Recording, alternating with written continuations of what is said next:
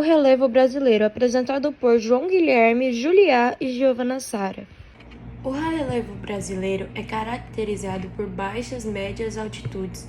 As formas de relevo predominantes são os planaltos e as depressões, formações de origem cristalina e sedimentar.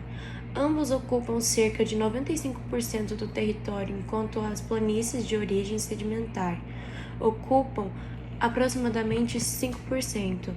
Assim, há cerca de 60% do território é formado por bacias sedimentares, enquanto cerca de 40% por estudos cristalinos. História. Primeiramente, lembre-se que o relevo constitui as formas da superfície terrestre, formadas pela movimentação das placas tectônicas. Vulcanismo são estruturas decorrentes de fatores internos e externos à crosta terrestre. No começo da década de 90, o geógrafo e professor Jurandir Ross propôs uma nova sistematização do relevo brasileiro. Segundo ele, o país reúne 28 unidades de relevo, classificação de acordo de 3 formas principais: planalto, planície e depressão. Contudo, a primeira classificação de relevo brasileiro foi proposta pelo geógrafo Haroldo Azevedo em 1949, baseada na última altimetria do território. Era dividida em planícies planalto, formada por 8 unidades de relevo. Por seguinte, no final dos anos 50, Aziz Nassib enfocou nos processos de erosão e sedimentação que classifica as planícies do Planalto do Brasil. Classificação dos relevos. Planalto, também chamado de platos. Os planaltos são terrenos elevados e planos, marcados com altitude acima de 300 metros, que predominam o desgaste erosivo. Quanto a isso, são classificados de acordo com a formação geológica: planalto sedimentar, formado por rochas e sedimentares; planalto cristalino, formado por rochas cristalinas; planalto basáltico, formados por rochas vulcânicas.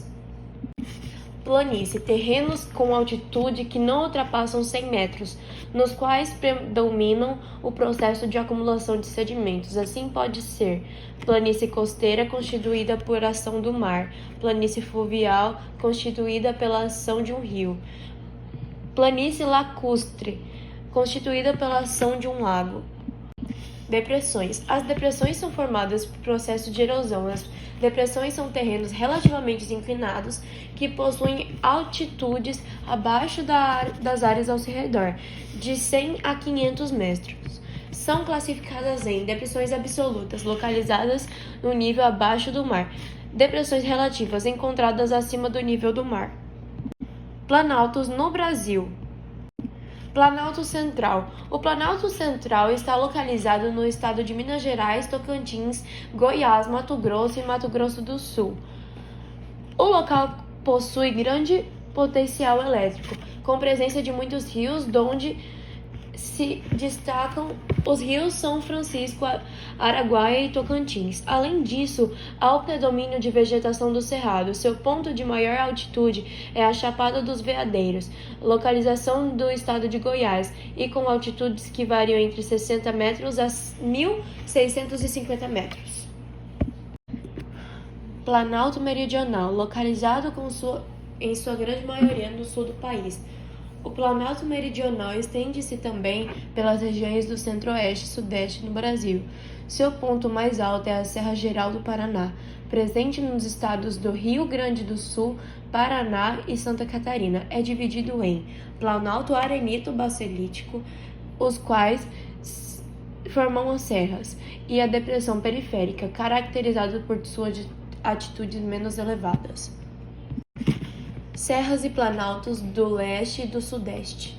É conhecido pela dominação mar-morros. Envolve grande parte do Planalto Atlântico no litoral do país. As serras e os planaltos do leste e do sudeste. Abrange estados do Paraná, Santa Catarina, São Paulo, Goiás, Minas Gerais, Rio de Janeiro, Espírito Santo e Bahia. Destaca-se na Serra de Canastra, Serra do Mar e Serra Mantiqueira. Planícies do Brasil. Planície amazônica, localizada no estado de Rondônia. Esse tipo de relevo caracteriza-se na maior área das terras baixas do Brasil. As formas mais recorrentes são as regiões de várzea, terraços fluviais, teosos e baixo planalto. Planície do Pantanal. Situada nos estados de Mato Grosso e Mato Grosso do Sul, a sua planície do Pantanal é um terreno propenso a inundações, portanto, é marcada por diversas regiões pantanosas. Lembre-se, o Pantanal é a maior planície inundável do mundo. Planície litorânea, também chamada de planície costeira. A planície litorânea é uma faixa de terra situada na região costeira do litoral do brasileiro, que possui aproximadamente 600 quilômetros.